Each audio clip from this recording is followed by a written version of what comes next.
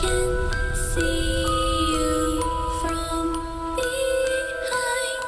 guys, welcome back to Shredcraft RC. I'm Cam, and today I wanted to talk to you about RC drift car maintenance. Now, this is a topic that I don't see a whole lot about in the RC drift side of things, so I wanted to share with you some tips and tricks that I've learned from some of the RC racing guys, and I think it very much applies to RC drift car chassis in general. So the most important and most valuable piece of information that I've learned from the racing guys is that a smooth car is a fast car. So today what we're going to do is take a look at all the friction surfaces, everything from your wheel bearings to your hinge pins, basically anything that moves on the chassis. We're going to want to disassemble, clean, polish, and reassemble, essentially refurbishing an entire chassis that might have a long season through it or a bunch of battery packs through it. So let's go ahead, jump right in, and we'll get to cleaning. I'm going to start here with the front wheel bearings. I'm going to go ahead and remove the knuckles here, and then we'll pop those bearings out, and I will show you guys my cleaning process to get them moving as smooth as possible. So I'm going to pop these off, and it's always important to make sure where your shims are so that you can place everything and put everything back on as it came off. So this is a Rev D RDX, so everything, tie rods are mounted underneath the knuckle.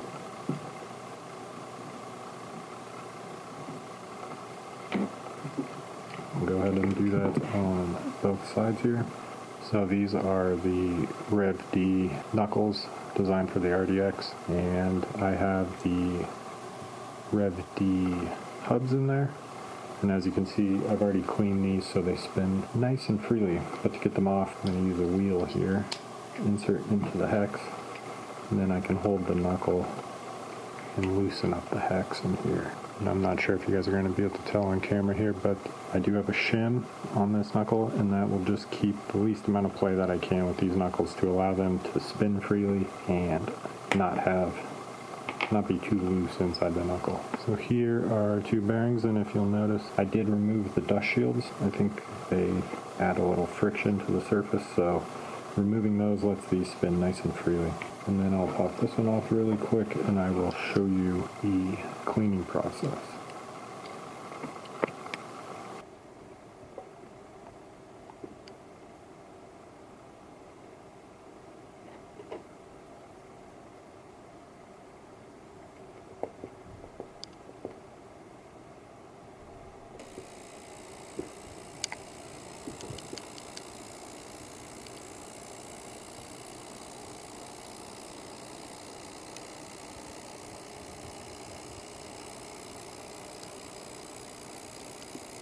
So here's my little rinse station, and a handy tool for this tip is to have a nice long set of tweezers. So in this jar here on the right, I have isopropyl alcohol, and that's what I'm going to rinse my bearings in, and that's going to get all the surface contaminants off the bearings.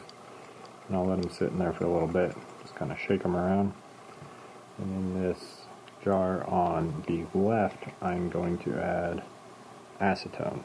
And acetone is going to clean the metal itself from any surface contaminants and remove all the grease and oils that are already on those bearings. So the bearings that I'm running here, these are fast eddies.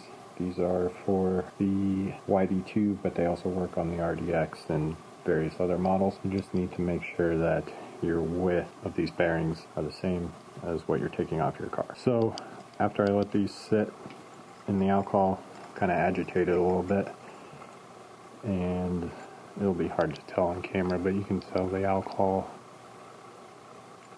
is a little dirty there. So I'll go ahead and pull the bearings out onto a paper towel and let the alcohol evaporate. And a little trick with these tweezers is you can toss the bearing right over the tweezers, give it a spin and see how it feels initially, and then into the acetone.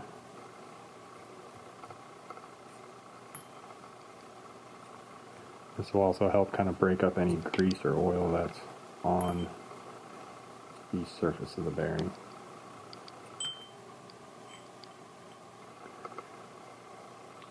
So once those are in the acetone, I'll shake it around a little bit. and you can see if any pieces of grease have come off the bearing race. And once those soak for a little bit, do the same process we just did with the alcohol.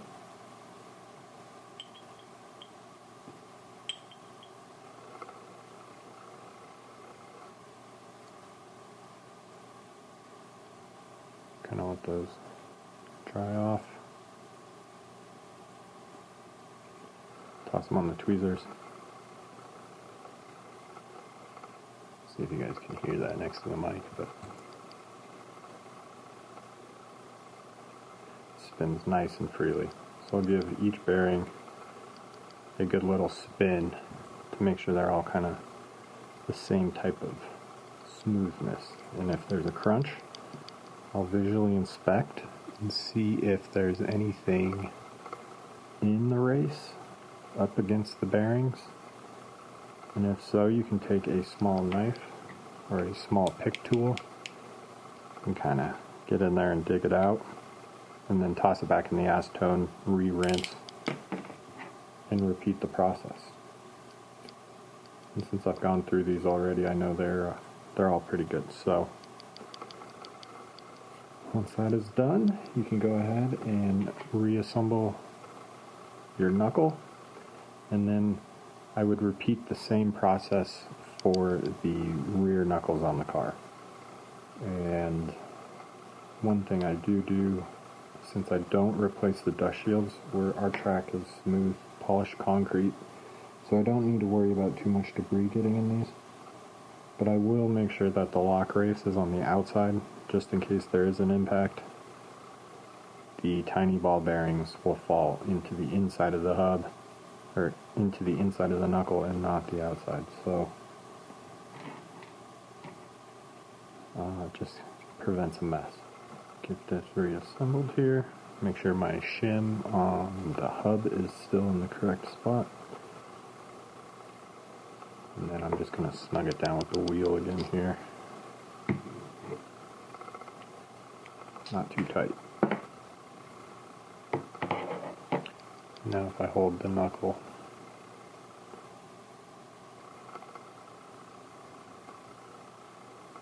you can see it spins nice and freely.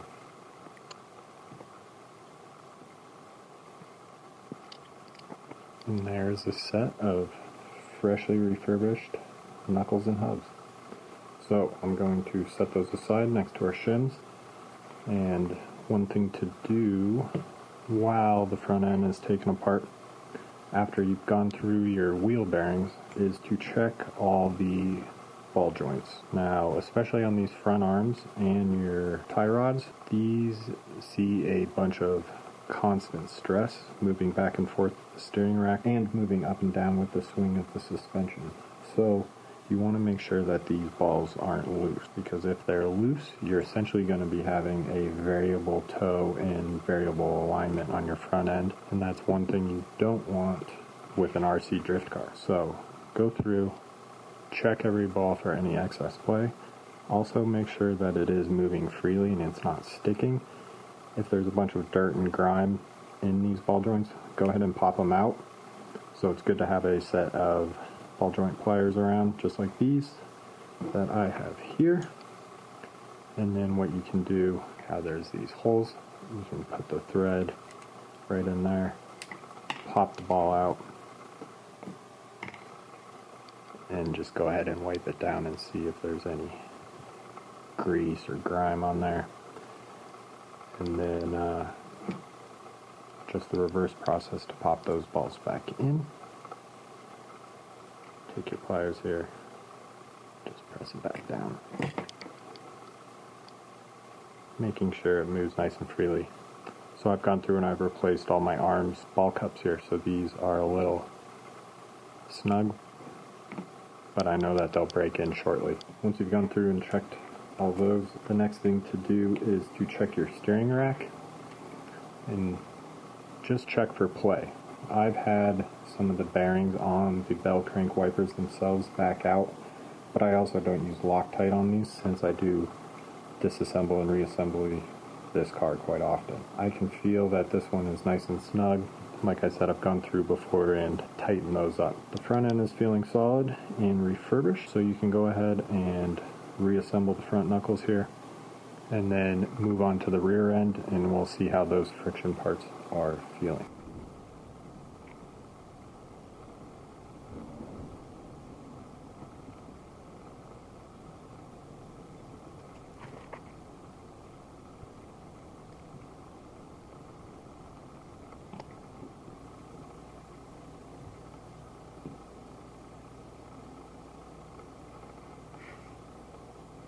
So since we've gone through our wheel bearings and our balls and cups on the arms, the next thing that's good to check is your hinge pins on all the arms, because you want those to move as free as possible to allow the suspension to do what it needs to do. So what I'm going to do is remove the shocks and check that the arms are moving and nothing is binding and nothing is loose. Sometimes the plastic shins on the toe blocks on the arms can wear out and cause some play in the arms, again giving you a variable alignment while you're driving. Not something you want with a drift car. So when you get the shocks off, it allows you to see how free those arms are moving with all the new balls and cups installed, and then allows you to check your hinge pins for any stickiness or rusting or anything like that. You don't want any unnecessary friction on the hinge pins. So if you take your chassis and you just kind of bounce the arm without any shocks on it, you can see these are moving nice and freely. And then you also want to take it and wiggle them back and forth at the knuckle, because that's the outermost point where your wheel is mounted, and any play here is going to relate to the wheel movement and create a more exaggerated movement on the wheel, and that's something you don't want. So there's a little bit of play here, but we're talking about tolerances of plastic to metal, so there's going to be a little bit, but you don't want these wiggling a quarter of an inch in any direction, just moving nice and freely throughout the suspension movement. And on the rear, we'll do the same thing to check. If you take a look here, rear arms move nice and freely. And again, back here you want to check your play on your arm. You don't want these wiggling back and forth. And so since I've just replaced the balls and cups and then the hinge pins underneath, these are all wear items and items that see a lot of friction through the lifespan of a RC drift car. So we've gone through, we've checked our bearings, we've checked our hinge pins, and we've checked our balls and cups. So shocks are probably one of the most subjective parts on a RC drift car. People love to nerd out about shocks, so they could be an entire video in themselves. And I do have a video here. I will link that up in the corner here, and you guys can check that out on how I built these exact shock. Again, it's all subjective for the electronics you run. The weight of your chassis, the surface that the car is running on will determine what kind of piston, what kind of oil, and how your shock should be set up, and the positioning on the chassis. So it's going to be different for everyone, and you can kind of start with what I've got. It works really well for me on the polished concrete track that we run on. However, it might not be great for someone who runs on a higher friction surface like P-tile or carpet or something like that. This is my setup, and I have it set up for polished concrete. So the other big friction and wear item on these RC drift cars is going to be the transmission. And I'm lucky here that the RDX has such a great transmission. There's not a lot you have to do. But I'm going to take the motor off here, and then I will show you there's an inspection panel on the top. You can also pull off the rear shock tower, and you can also pull off the diff cover to inspect your gears and make sure it's all moving as freely as possible. Going to pull this motor off here. And just kind of set it aside. And if I spin the chassis this way, you'll see this inspection cover right here on top of the RDX transmission. And you can pull this single screw out and have a look inside your transmission. So what I suggest doing is spinning your spur gear. And you can kind of go real slow and inspect the gears. You can also physically feel if there's any crunchiness or anything that might be in between those gear teeth that would impede your free movement. So you can see this is spinning nice and freely. Like I said, I just went through and greased everything. On this RDX transmission, I have the stock RDX top shaft, and then I'm running Yokomo aluminum idler gears, and then I have a CLSD by Rhino Racing in the differential of this car. This CLSD is set up with 8 gears internally with the soft spring setup, and that's what's worked best for me on our polished concrete surface. So going through it and feeling for anything binding or grabbing at the knuckle to the spur gear, and this one's spinning nice and freely. So I'll get the motor bolted back up, bolt on the shocks, and continue cleaning the chassis. Now another thing that can happen when you have all this stuff packed in densely to the back of these cars is you get a lot of buildup of dirt and grime down here below the transmission. So what you can do, just take a Q-tip and you can get in there and clean all the dust. I know a bunch of people also have those battery operated blowers or canned air, but sometimes if it mixes with oil from the diff or your shocks have a little bit of oil on them and then you get dirt on there, sometimes it's not going to blow off with an air blower, so you need to get in there and physically wipe it away. But like I said at the beginning of this video, a clean car is a fast car, and with drifting we're not necessarily looking for speed, but definitely how smooth these cars operate. Everything leads to the greater good of having a overall better feeling chassis on the track. So taking the time to clean the hinge pins and clean the ball cups and clean the bearings in the differential all lead up to the car feeling a lot better than it did when things were stiff and maybe had a little more friction going through them compared to having something that moves nice and freely.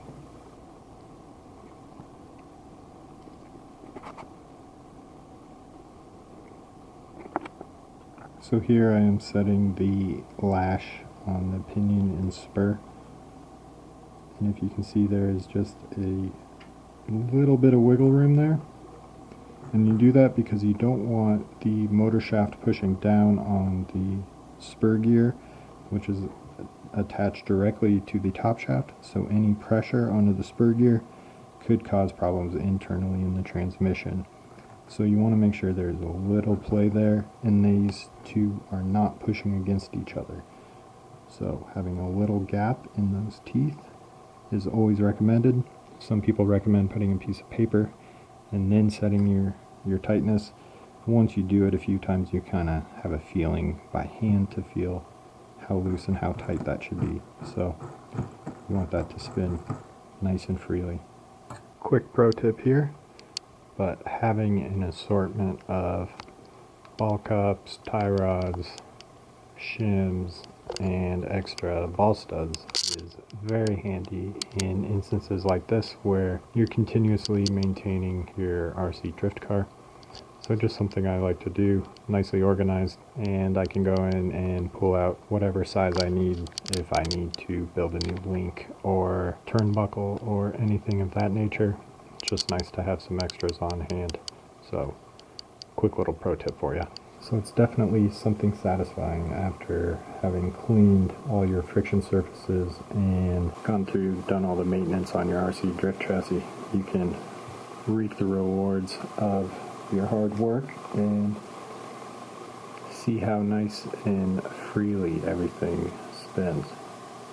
So that's something that's just an easy visual reference, but I can tell you right away that these wheels didn't do that when this chassis before I cleaned it. So there's also just something satisfying of having a clean chassis. I like to take the time and clean up the wiring and make everything look nice and tidy, because then when you go to do maintenance, it's as simple as that and easy to access every bolt, every arm, every part, and pull it off. You don't have to remove a bunch of other stuff that's not involved. You can go straight to the part you need to work on and pull it off. So just like in real life drifting, having a simple setup leads to a lot less headaches, especially when you're at the track and you need to diagnose a problem or make a tuning adjustment. Everything is easy to access and can be immediately tuned or changed. So a couple little tips there.